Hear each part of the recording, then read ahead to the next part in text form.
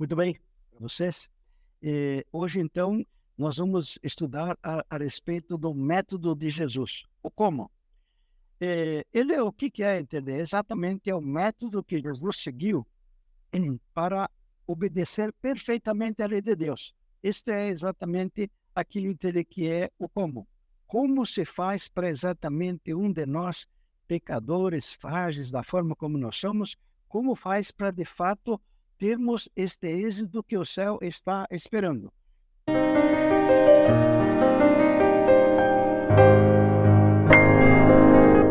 Como se faz para exatamente um de nós, pecadores, frágeis, da forma como nós somos, como faz para, de fato, termos este êxito que o céu está esperando? Porém, se nós temos o método de Jesus, obviamente também temos o método do inimigo de Jesus, certo? Por causa de que ele nunca deixaria entender, sem entender, se intrometer nas coisas, entender, porque ele de fato fez isso desde que ele se desviou dos princípios. Então, qual é então o método do inimigo? Antes de nós falarmos do método de Jesus, então nós gostaríamos de deixar bem claro qual é que é exatamente o método do inimigo. Porque se nós temos bem claro é este, então agora então nós podemos com maior clareza elegermos o outro. E qual é que é então esse método? É exatamente esse daqui, olha. O espírito de escravidão é gerado por procurar viver de acordo com uma religião legal, através de seu esforço para cumprir as reivindicações da lei em nossa própria força. Então, o que significa exatamente este método do inimigo de Deus? É nós queremos cumprir a lei de Deus sem o apoio da palavra de Deus, sem o apoio de nós termos o Senhor Jesus Cristo vivendo dentro da nossa mente. Então, Ellen White, ela definiu isso com extrema clareza. O espírito de escravidão é gerado por procurar viver de acordo com a religião legal, através de seu esforço para cumprir as reivindicações da lei em nossa própria força. Então, o método que o inimigo ensina, no intuito de se obedecer à lei de Deus, é esse da religião legal. Ou, em outras palavras, é o tal do legalismo que o pessoal fala, entende? Ou aquilo que o apóstolo Paulo fala das obras da lei que ele condena, ou da justiça própria, ou daquilo do Isaías 64:6, onde fala que é os trapos de imundície. Então, nós temos o método de Deus, que nós vamos então logo a seguir, então, detalhá-lo pelo menos em alguns pontos, e temos então o método do inimigo de Deus, que é exatamente o legalismo, obras da lei, justiça própria, trapos de imundície, que é uma coisa entende, que a gente não aprecia de forma nenhuma. Então, os trapos de imundície de Isaías 64:6 encontram sua contrapartida onde?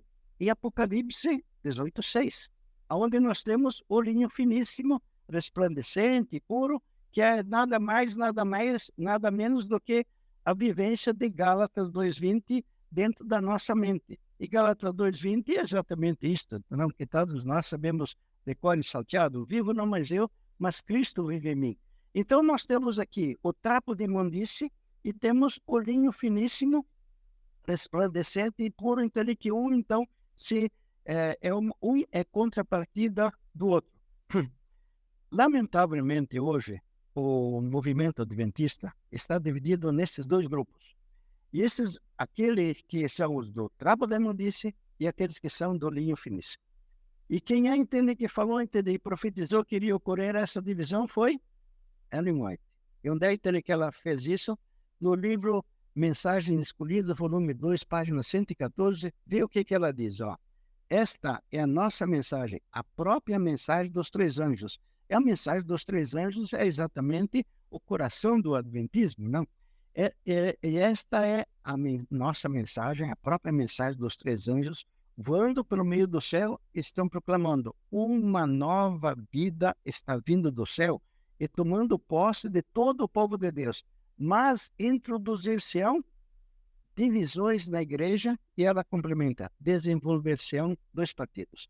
É lamentável entender que a gente tenha essa realidade, porém, Ellen White, sempre com aquela clareza e também com aquela sinceridade que lhe são características, ela então diz, iriam se formar dois partidos. Um partido que era dos trapos de imundície e outro do linho finíssimo, para a nossa tristeza, e nós gostaríamos que todos fossem exatamente do linho finíssimo. Então, quando ela diz, então, introduzir-se-ão divisões na igreja, desenvolver-se-ão dois partidos, este aqui, eles se chocam. Esses dois partidos estão se chocando hoje dentro da nossa comunidade, e a luta entre esses dois partidos antagônicos é aquilo que provoca a tal da sacudidura que foi profetizada e que ela vai ser o tema do nosso encontro aqui, se Deus permitir, o 10º tema desta série.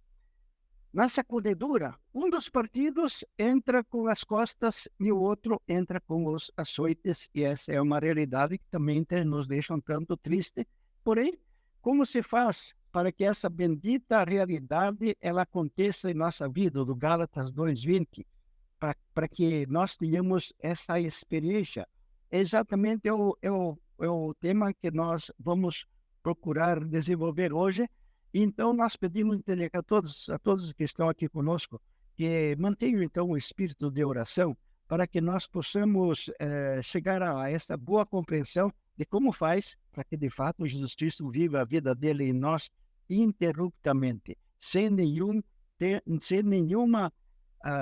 hora entende que ele não viesse a estar entre conosco. Bom, para nós termos êxito na vida espiritual, para nós termos êxito neste entender que é o método de Jesus, obviamente nós necessitamos de uma vida devocional eficaz. E uma vida devocional eficaz, ela tem alguns elementos e eu vou listá-los bem rapidamente, sem comentar. 3 períodos diários de oração, aquilo que o Daniel fazia, aquilo que o livro dos Salmos fala, que nós então devemos então fazer. Então, 3 períodos diários de oração, 1 hora diária de meditação sobre a vida de Jesus, é o conselho que Ellen White dá no Desejado de Todas as Nações, culto familiar, matutino e vespertino, pensar em forma de uma oração com Deus, frequência à igreja, entende? E também envolvimento em auxiliar os nossos semelhantes. Então, isso tudo aqui são os componentes, vamos dizer assim, básicos do cristianismo, e sem eles, nós não podemos esperar ter êxito na vida espiritual. Nunca houve nenhum daqueles que são os grandes homens da Bíblia, os grandes homens do cristianismo, não houve nenhum deles que deixasse a vida devocional assim à parte. Sempre foram pessoas que buscaram a Deus com muita sinceridade. Muito bem. Termos esta vida devocional é uma condição necessária, porém não é suficiente. Nós precisamos de um outro elemento. Nós lembramos, entende, do pastor Morris Landing, que já é falecido alguns anos atrás. Ele fez um grande esforço com a sua receita espiritual. Tome tempo no início do dia para buscar a Deus através da oração e através do estudo da palavra de Deus. E, basicamente, aquilo entende, que também foi repercutido aqui por diversos ministros aqui brasileiros, diziam, então, a maneira de nós obtermos êxito na vida espiritual é oração, meditação sobre a palavra de Deus e testemunho. E o testemunho significava nós falarmos de Cristo. Porém, esta é uma condição necessária, porém, de novo, ela é insuficiente, e quem se pôs a praticar esses métodos que foram assim muito colocados e muito enfatizados em diversas conferências que havia, ele sabe muito bem que isso aí não funciona. Porque quando daí a pessoa faz esse tipo de parte, e quando vai, alguém vai e pisa no pé, o sujeito quer subir as paredes, ele fica nervoso, fica triste, fica magoado, fica lá com aquelas outras coisas, que isso é nada mais do que manifestação do ego. Então, aqueles que vieram a praticar esse método, eles sabem qual é que foi o resultado. Faltou o quê? O método de Jesus. Exatamente. Aqui, então, é o núcleo central da mensagem de 1888. Tem a ver com o poder da palavra de Deus. Bem, que a palavra de Deus tem poder, isso não é segredo para ninguém, não. Qualquer um que lê a Bíblia, logo no livro de Gênesis, já vê entre que a palavra de Deus tem poder, porque ele falou e tudo aconteceu. E mesmo nós sabemos entre agora, entre com mais clareza, entre que ficou entre bem nítida para cada um de nós, essa realidade de que a palavra de Deus é autorrealizável. Ele não necessita fazer as coisas, ele apenas fala. E a palavra de Deus tem poder de realizar o conteúdo da citação. Ela cria o seu conteúdo em nós instantaneamente. Por enquanto, nós vamos falar a respeito dessa palavra de Deus, que ela tem condições de criar instantaneamente. Nós devemos, então, aí nos lembrar o Salmo 33:9, que fala o seguinte: porque ele falou e foi feito. Não houve nenhum tipo de segundo entre ele falar e a coisa já acontecer. Porém, quando nós falamos nessa parte, nós devemos fazer 3 distinções a respeito do que significa essa criação instantânea. Nós temos uma criação instantânea que ela é completa. Por exemplo, Lázaro vem para fora. Quando isto foi falado por Jesus Cristo, o Lázaro foi para fora e foi completo, entendeu? Não precisou ele voltar de novo e sair, voltar e sair. Ele foi completo, ou seja, foi uma criação instantânea e completa. Também quando ele veio a sarar os leprosos, né, ele falou e os leprosos ficaram curados instantaneamente. Então nós temos ali uma criação instantânea e completa. Nós temos uma segunda categoria de criação, ela é instantânea e ela é contínua. Por exemplo, quando ele nos fala, sede pacientes, ela é instantânea, porém, ela perdura enquanto perdurar a nossa fé. A hora que a nossa fé esmorece, já nós não vamos ter mais estas palavras dentro de nós e nós não vamos ter a realidade de sermos pacientes apenas porque ele falou, sede pacientes se nós tivermos fé. Certeza absoluta disto, nós vamos ter a paciência naquela hora em que nós estamos sendo provocados. Porém, se cessa a fé, vai cessar também o efeito. Ou também quando Jesus Cristo falou para o Pedro, vem, ele andou sobre as águas. E eu gosto do pastor, das palavras do pastor Wagner, quando ele diz o seguinte, em vez de água podia ser ar, entende? Porque não foi água e também não seria o ar entre que sustentaram o Pedro. Porém, quando ele veio duvidar da palavra, ele veio a afundar. E Jesus Cristo reclamou com ele, entende? E falou, homem de pouca fé, por que duvidaste? E duvidaste do quê? Exatamente da palavra veio. Ou uma outra criação que é instantânea e é contínua é aquilo que acontece com toda a produção de alimento e todas as outras coisas que é dentro do reino vegetal. Quando Jesus Cristo disse, produza a terra. Ela teve uma criação instantânea e ela é contínua. E temos uma terceira categoria, então, é a criação instantânea futura. Por exemplo, quando o Abraão ouviu de Jesus Cristo, Sara, tua esposa, dar-te um filho. Quando ele acabou de falar, já estava cumprida esta realidade.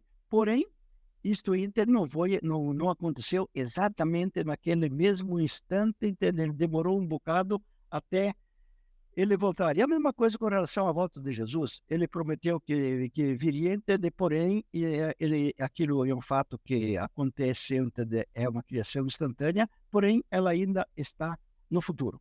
Muito bem, então nós temos esses 3 tipos de categorias, e quando nós vamos olhar qualquer tipo de mandamento de Deus, nós sabemos os mandamentos de Deus são promessas, qualquer tipo de ordem de Deus, entende? Qualquer tipo de promessa que ele faz, nós precisamos verificar em qual categoria desses 3 é que essas palavras de Deus na Bíblia, elas se encaixam. Agora nós temos essa realidade aqui, que ao ser tentado, Jesus citava a Bíblia, e no livro de Mateus 4, 1 a 11, nós temos lá claro, entender como é entender que foi que aconteceu. Para cada tentação, ele tinha uma única resposta. Está escrito. E essa entende é exatamente a realidade que Ellen White assegura para nós no livro Desejado de Todas as Nações, na página 88. Para cada tentação, porém, tinha uma única resposta. Está escrito. Logo, cada um de nós devia, então, repensar bem, entende? Porque se o método de Jesus foi esse, e para cada tentação ele tinha uma única resposta, está escrito, alguém, entende, que fosse se aventurar a fazer qualquer coisa diferente, ele certamente iria, entender, enveredar-se para aquele caminho do fracasso, porque é impossível que exista uma outra maneira de alguém, entender, dominar o seu ego, a não ser que ele imite. Lembra que o apóstolo Paulo falou assim: sede meus imitadores, como eu também sou de Cristo. Somos imitadores de Cristo em fazer o quê? Exatamente em citar a palavra de Deus na hora da tentação. E Ellen White, com muita propriedade, então escreveu: para cada tentação, porém, tinha uma única resposta. Está escrito. Esse, então, é o quê? É o método de Cristo. Esse é o método de Jesus. E alguém poderia pedir assim, por que citar a palavra de Deus ao sermos tentados? Ou qual é o efeito disto? O efeito é que esta palavra cria dentro da nossa mente exatamente o seu conteúdo, e isto daria o fundamento de toda a nossa firmeza em nós buscarmos obedecer ao nosso Deus. Ellen White escreveu de novo, Desejosos de Todas as Nações, página 677. É por meio da palavra que Cristo habita em seus seguidores. Simples, não? É por meio da palavra que Cristo habita em seus seguidores. Esta é a mesma vital união representada por comer a carne e beber o seu sangue. Então, Jesus Cristo diz assim: quem comer a minha carne e beber o meu sangue, o que é entender? O que é a prática disso? A prática disto é exatamente nós enfrentarmos as tentações com certeza absoluta de que aquilo que nós citarmos da palavra de Deus, ela é autorrealizável e ela vai criar dentro da nossa mente o conteúdo. Isso, então, significa comer a carne e beber o sangue de Cristo. E nós lembramos até que ele frisou por diversas vezes, entender esta realidade e a importância que ele deu a este princípio de nós imitarmos o Senhor Jesus Cristo da forma como ele procedeu quando ele estava sendo tentado. Olha outra citação do Espírito Brucia. Ao receber a palavra, e como é que entende que eu recebo a palavra? Exatamente se na hora da tentação o inimigo vem e buzina, e nós então o enfrentamos com está escrito. Então aí nós estamos recebendo a palavra. Então ela diz o seguinte, veja em azul: ao receber a palavra, nós recebemos a Cristo. E só os que assim recebem suas palavras é que estão construindo sobre ele, sobre a rocha. Nós lembramos do Sermão do Monte, que Jesus Cristo, depois que ele estava então concluindo as suas explicações, as suas instruções, ele disse que havia dois: um que construiu sobre a rocha e outro que construiu sobre o ego, sobre a areia. Daí veio a tempestade, entende, uma casa, entende, um caráter permaneceu firme e o outro, entende, desabou. Então, nós temos então esta realidade. Seu poder, sua própria vida reside na sua palavra. À medida que recebeis a palavra com fé, ela comunica poder para obedecer. Então, nós estamos extremamente seguros quando nós então afirmamos, e eu vou repetir essa citação do Espírito Brucia, que é extremamente importante. Ao receber a palavra, recebemos a Cristo, e só os que assim recebem suas palavras, que estão construindo sobre ele. Seu poder, sua própria vida reside em sua palavra. À medida que recebeis a palavra com fé, ela comunica poder para obedecer. Então, esta é então exatamente a maneira de nós fazermos o quê? De nós comprarmos o ouro, as vestes e o colírio. Não existe uma outra maneira que nós então possamos entender que nós possamos dizer o seguinte: mas existe uma outra maneira de nós obedecermos? Não. Nós sabemos entender, por exemplo, que tem no livro de Gálatas 5:20, onde nós vimos entender que o fruto do Espírito, e fala, o fruto do Espírito é amor. E nós sabemos que amor é cumprimento da lei. Então, alguém poderia dizer, bem, então existem duas formas. Um é o Espírito Santo e o outro, entende, é nós citarmos a palavra de Deus. Não. Por que é que dizem que o fruto do Espírito é amor e amor é cumprimento da lei? Porque é o Espírito Santo que nos leva à nossa mente a palavra a ser citada. Então, quando nós, pela ajuda do Espírito Santo, quando nós citamos a palavra de Deus, então foi o Espírito Santo que nos trouxe a lembrança, porque nós não seríamos totalmente incapazes de fazer uma única oração se não fosse pela ação da terceira pessoa da divindade. Então, esta é a maneira de nós comprarmos o ouro, as vestes e o colírio, que é exatamente o conselho de Jesus Cristo no Apocalipse 13:18. Ele diz: aconselho que de mim você faça isto, compre isto, isto, isto. E o que significa então o ouro? O ouro simboliza o quê? O poder na palavra de Deus. A fé no poder da palavra de Deus é exatamente aquilo que no Apocalipse 13:18 é falado de como sendo ouro. As vestes simbolizam o quê? A justiça de Cristo é tanto quanto ele fez por nós, como também o que ele faz agora que ele vem viver a sua vida em nós. E o colírio é exatamente o Espírito Santo, entendeu? O discernimento espiritual que o Espírito Santo nos confere. Como é que nós traduzimos isso, entende, para se tornar realidade? Exatamente quando nós enfrentamos o inimigo de Deus, as tentações, com fé, certeza absoluta de que a palavra vai cumprir o seu conteúdo dentro da nossa mente. Sem o poder da palavra de Deus, é impossível que exista real vitória sobre o mal. Isso aqui nós devemos gravar em nossa mente, porque é uma realidade que ela não tem outra maneira de nós sermos obedientes a Deus. Porque para cada tentação, Jesus Cristo tinha uma única resposta e nós não podemos ter um outro método diferente. Então, aqui está então o segredo, o núcleo central do como. Como se faz para obedecer perfeitamente a lei de Deus? Ou melhor, como é que ele vem viver a sua lei em nós? De que forma? Quando nós enfrentamos as tentações que o inimigo coloca perante nós, citando a palavra de Deus com fé. Esta aí exatamente é a maneira de Jesus Cristo vir e viver a sua vida em nós. Quando a citamos com fé, ela instantaneamente cria em nós o seu conteúdo. Então, nós sempre dizemos e frisamos bem que sem o como, não é como obedecer. E quem diz isso é exatamente o Espírito de Profecia, diz, não, aqui agora entende, é o Jones, entende? Eu gosto muito dessa citação do Jones, porque ela é extremamente lúcida, entende? E ela fez entender a gente vibrar na hora que nós viemos a compreendê-la. Sem a palavra de Deus, a vida do homem é tão destituída de poder e bondade quanto a terra o é sem a chuva. Mas apenas permitam que a palavra de Deus caia sobre o coração como a chuva sobre a terra. Então a vida será verdejante e bela na alegria e na paz do Senhor e frutífera com os frutos da justiça que são mediante Cristo. Ele aqui ele está fazendo um comentário de Isaías 55:11. Então, lá diz o seguinte: não são os frutos, aqui não são os seus frutos, aqui descrito, mas os frutos de Jesus. Ela, a palavra, fará acontecer aquilo que eu desejo. E agora, eu frisei, entende, colocando essa tarja verde, você não deve ler ou ouvir a palavra de Deus e concluir, eu preciso fazer isso ou fazer aquilo. Antes deve permitir que a palavra de Cristo habite em você abundantemente.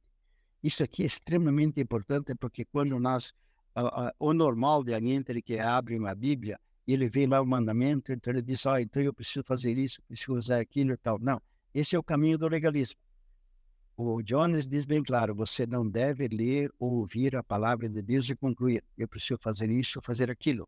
Antes deve permitir que a palavra de Cristo habite em você abundantemente. De que maneira que nós fazemos isto? Já sabemos, não? É o como. Ele continua, a palavra de Deus deve operar em você e levá-la a fazer o que ela deseja que você faça. É para isso também trabalho combatendo segundo a sua eficácia que opera poderosamente em mim. Pela fé, considere a palavra como se cumprindo a si própria. Exatamente isso, entende? É um dos mensageiros de 1888, ele e o pastor Wagner. Então, o Jones aqui, entende? Ele dá um tipo de orientação que ela devia ser ensinada para todas as crianças, tão logo elas tenham consciência, entende? De que nós não devemos de forma nenhuma dizer, entende? Eu vou carregar esse fardo. Não. Quem vai carregar esse fardo é exatamente o Senhor Jesus, quando Ele vem habitar em nós através da sua palavra. Você não deve ler ou ouvir a palavra de Deus e concluir, eu preciso fazer isso ou aquilo. Antes, deve permitir que a palavra de Cristo habite em vós abundantemente.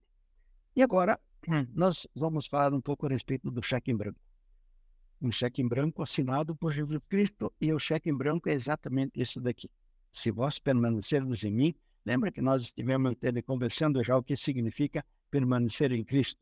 Permanecer em Cristo quando Ele encarnou, quando Ele viveu, quando Ele morreu na cruz, quando Ele ressuscitou e quando Ele está hoje em seu ofício no santuário celestial.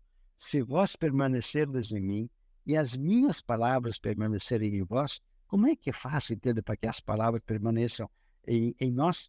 Exatamente quando nós imitamos Jesus Cristo ao citar a palavra de Deus na hora da tentação.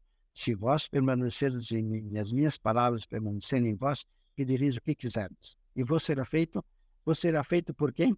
Pela palavra. Pedireis o que quiserdes significa o quê? Qualquer tipo de vitória sobre o ego. Então, todos aqueles que estão hoje fazendo coro junto com o inimigo, dizendo que é impossível alguém vencer, que é impossível se manter leal a Cristo, que é impossível que o homem, de fato, seja daqueles que Deus Pai possa dizer, eles que guardam os mandamentos de Deus. Então, nós sabemos que se nós termos esta decisão, e se nós termos a nossa exatamente bem clara, entender, a respeito do que significa nós permanecermos em Cristo, o que significa as palavras dele permanecerem em vós, ele diz sucesso absoluto. Pedireis o que quiserdes e vos será feito. Agora, veja então o Agnew, como ele diz. Ele diz assim, o Evangelho, as boas novas, então, não. Portanto, é simplesmente o quê? É o poder criador de Deus aplicado aos homens. Isto é exatamente o Evangelho. Então, o como exatamente é o centro do Evangelho. O Evangelho, portanto, é simplesmente o poder criador de Deus aplicado aos homens. Quando qualquer Evangelho que deixa fora a criação, ou que não prega o poder criador de Deus como visto nas coisas que ele tem feito, e que não conforta os homens por esse poder, sempre lhes apelando para mantê-lo em mente, como sua única fonte de força é o quê? Um outro evangelho, que simplesmente não é evangelho algum, uma vez que não pode existir nenhum outro. Então, o que é então o evangelho segundo os nossos pastores que nos trouxeram a mensagem de 1888? O evangelho, portanto, é simplesmente o poder criador aplicado aos homens, ou seja, é o núcleo central da mensagem de 1888, é exatamente o poder da palavra de Deus citada com fé na hora da tentação, ou, em outras palavras, é o como. Então, nós temos duas realidades,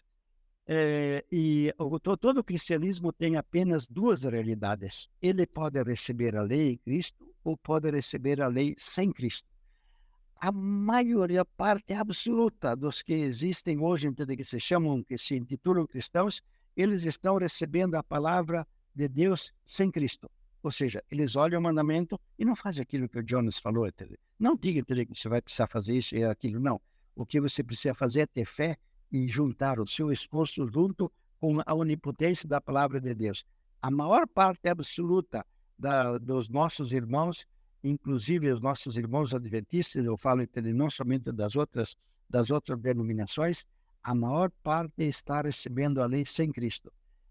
Mas nós temos a grata alegria de termos recebido informação do que significa receber a lei em Cristo. Olha aqui que Ellen White escreve. A lei é uma expressão do pensamento de Deus. Quando a recebemos em Cristo, ela se torna o nosso pensamento. Ela nos eleva acima do poder dos desejos, das tendências naturais, acima das tentações que levam ao pecado. Quando recebida em Cristo, ela realiza em nós a pureza de caráter, que é exatamente aquilo entre que nós mais gostamos. Então, a lei é uma expressão do pensamento de Deus. Quando nós a recebemos em Cristo, ela se torna o nosso pensamento e nos eleva acima do poder dos desejos e tendências naturais, acima das tentações que levam ao pecado. Quando recebida em Cristo, a lei realiza em nós a pureza de caráter. Então, quando nós temos, então, assim, colecionado esse tipo de citações de Espírito de profecia, então a gente vai entender, crescendo assim o nosso ânimo, entendeu? No sentido de que nós podemos, então, alimentar de fato a esperança de nós correspondermos com Cristo Jesus, porque foi ele que falou que o fardo dele era leve e o jugo dele era suave. Porém, quando nós não recebemos a lei em Cristo, aí, de fato, entendeu? O que vai acontecer é exatamente isso daqui. Nós temos duas alternativas com relação a essa realidade de nós recebermos a lei de Deus. Se nós recebemos sem a Cristo, aquela lei ela vai se assemelhar muito, numa ilustração, como uma lagarta feroz. Ela vai nos devorar em todos os instantes. Porém, essa lagarta ela pode passar por uma metamorfose e se transformar numa bonita e bela e agradável borboleta, se nós recebermos a lei em Cristo. Então, nós devemos ter claro o que significa receber a lei sem Cristo e o que significa receber a lei em Cristo.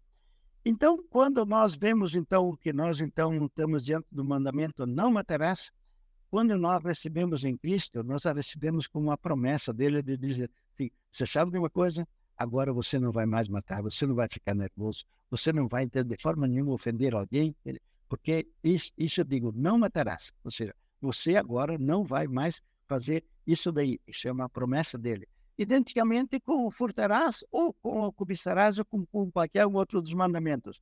Quando nós a recebemos em Cristo, nós estamos recebendo todos os seus mandamentos como promessas.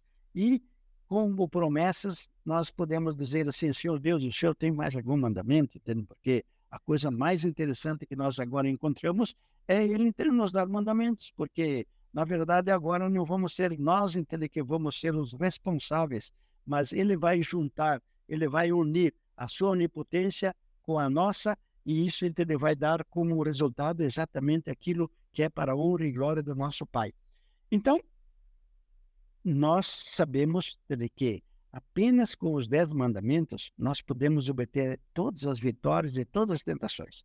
Somente com os 10 mandamentos nós já podemos obter esse tipo de realidade em nossa vida. Jesus Cristo vir e continuar vivendo a sua vida em nós, mesmo diante de todas as situações ou de uma condição extremamente aflita que nós possamos estar.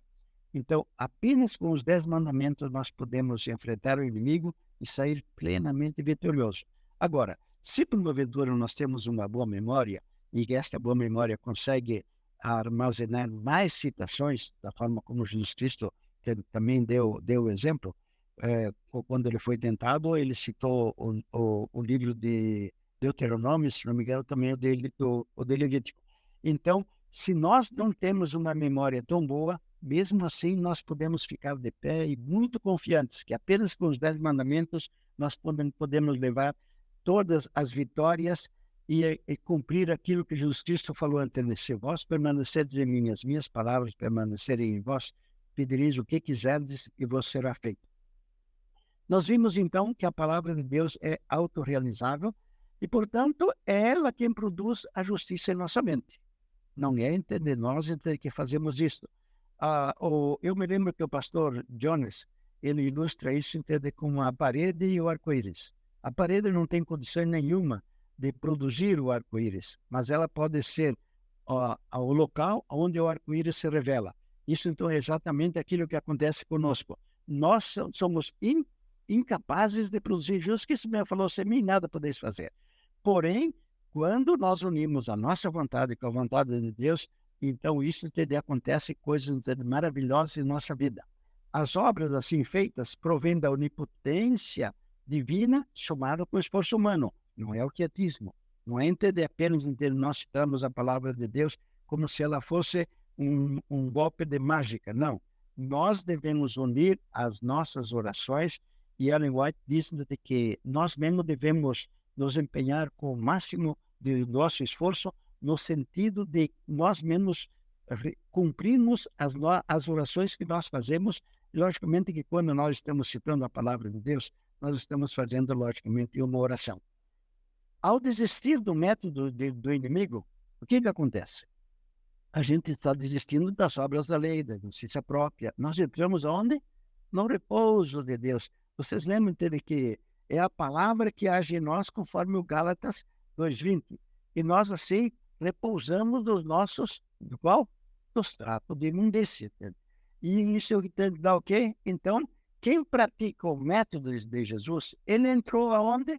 No repouso de Hebreus 4:10-11, aonde ele diz assim: porque aquele que entrou no descanso de Deus, nós entramos no descanso de Deus exatamente quando a gente cita as palavras de Deus na hora da tentação.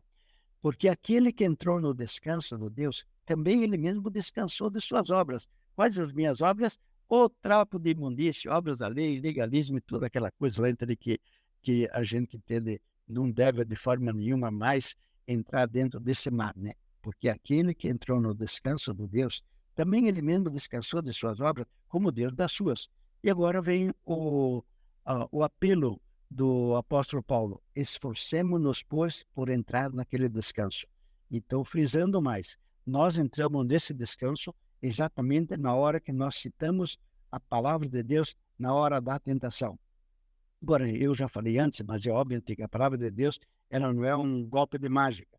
No livro de Apocalipse diz que eles venceram o inimigo, Satanás, né? pelo sangue do Cordeiro e pela palavra do testemunho que deram. Ou seja, o que quer entender que é o sangue e a palavra? É nada mais se vós permaneceres em mim e as minhas palavras permanecerem em vós. Isso o livro do Apocalipse diz que o sangue e a palavra fizeram com que os cristãos se tornassem vitoriosos. Temos também aquela outra citação de Espírito Profecia, que os últimos acontecimentos seriam rápidos. Ou seja, o que é que nós temos, então, uma vez que a palavra que produz todos esses benefícios e toda a justiça dentro de nós, o que é então que nós hoje estamos necessitando para nós virarmos a página e vermos Jesus Cristo voltando? Apenas para que essa mensagem ela chegue à mente das pessoas e elas possam, depois que elas receberam essa palavra, se tornarem alguém vitorioso sobre desculpa, se tornarem vitoriosas sobre o próprio ego. No livro de Timóteo, nós temos assim: procura apresentar-te a Deus aprovado, como obreiro que não tem que se envergonhar, que maneja bem a palavra da verdade. E manejar bem a palavra da verdade significa exatamente nós. Uma vez eu pensava que manejar bem a palavra da verdade significava a gente saber bem, entender onde é que estava um versículo da Bíblia, na hora que a gente tivesse que dar um estudo bíblico, ser muito rápido, entender e saber bem escolher o versículo certo para ajudar a pessoa, e que isso significava manejar bem a palavra da verdade. Hoje eu compreendo que manejar bem a palavra da verdade é exatamente seguir o método que Jesus Cristo usou na hora das tentações.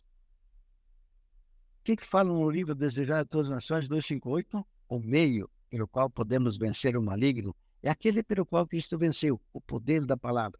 Deus não nos rege a mente sem o nosso consentimento, mas se desejarmos conhecer e fazer a sua vontade, pertence-nos esta promessa: conhecereis a verdade e a verdade vos libertará. Para toda tentação ele apresentava a palavra do Senhor. Está escrito, foi a sua arma infalível.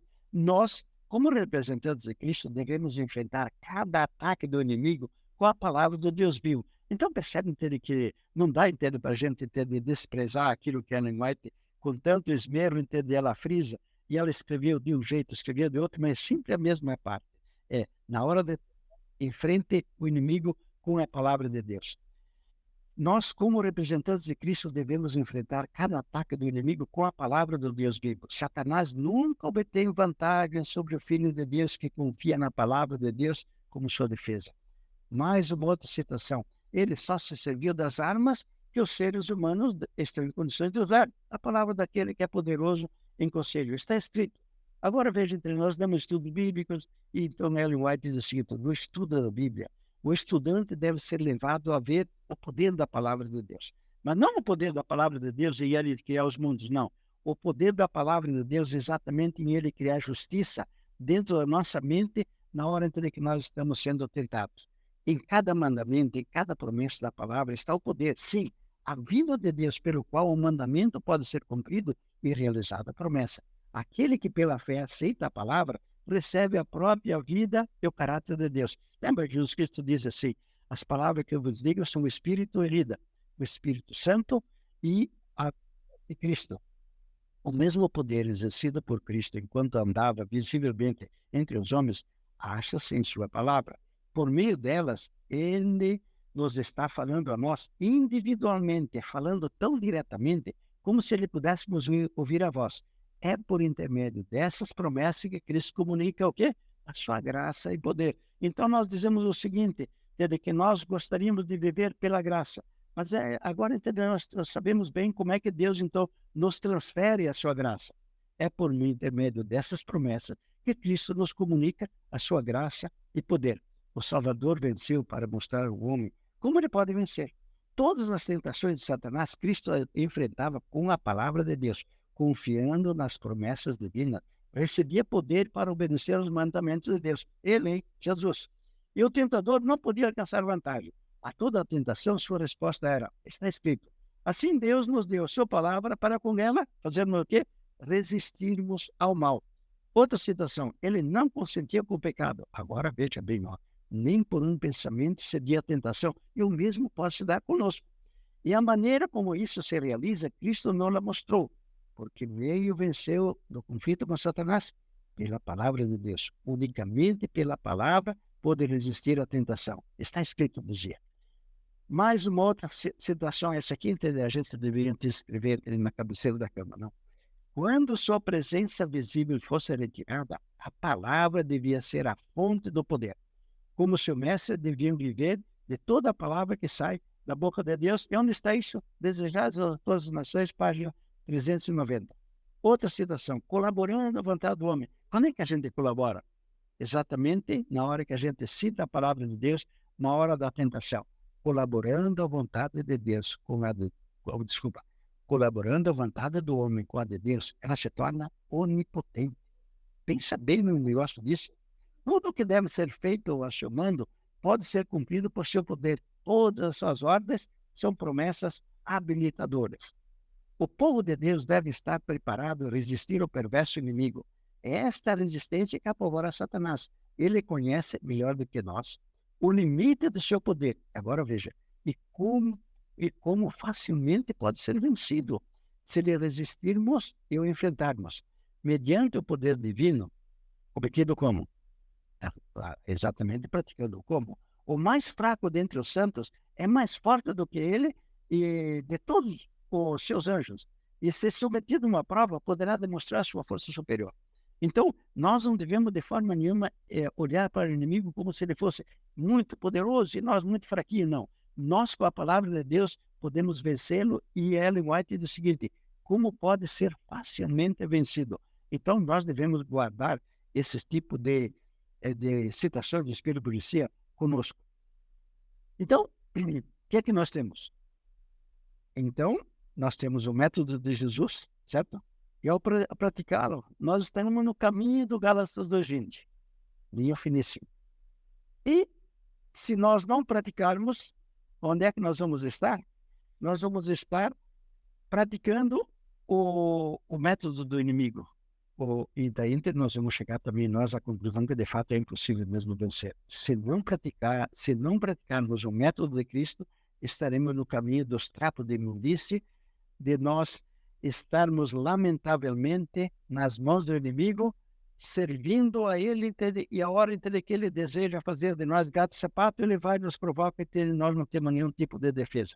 Então, graças a Deus, desde que nos veio esta informação, devemos muito agradecer a Deus, porque em 1888 nos veio esta informação, e Ellen White diz que se porventura nós tivéssemos, ou nós, eu digo, ou nós do movimento adventista, tivéssemos logo aceito a mensagem, Jesus Cristo teria vindo bem logo.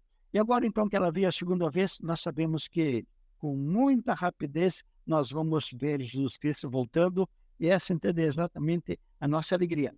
Então, meu amigo Tiago, era isso que eu tinha para hoje. Este, então, era exatamente o como se faz para que Jesus Cristo venha viver em nós? Como se faz para nós comermos a carne e beber o sangue de Cristo Jesus? Ou, em outras palavras, como é que a gente faz para, de fato, nós sermos uma fonte de alegria ao coração de nosso Pai, servindo a Ele exatamente com aquilo que Ele nos nomeou? Vós sois as minhas testemunhas.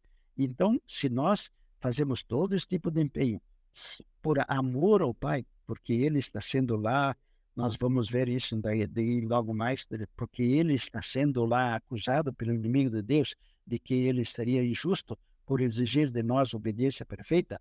Se nós então temos isso em nossa consciência e nós, diante de todas as tentações, formos de fato enfrentar a tentação, enfrentar o inimigo com fé no poder da palavra de Deus, e se nós estivermos fazendo isso por amor ao Pai, então nós sabemos que só tem palmas lá no céu. Amém?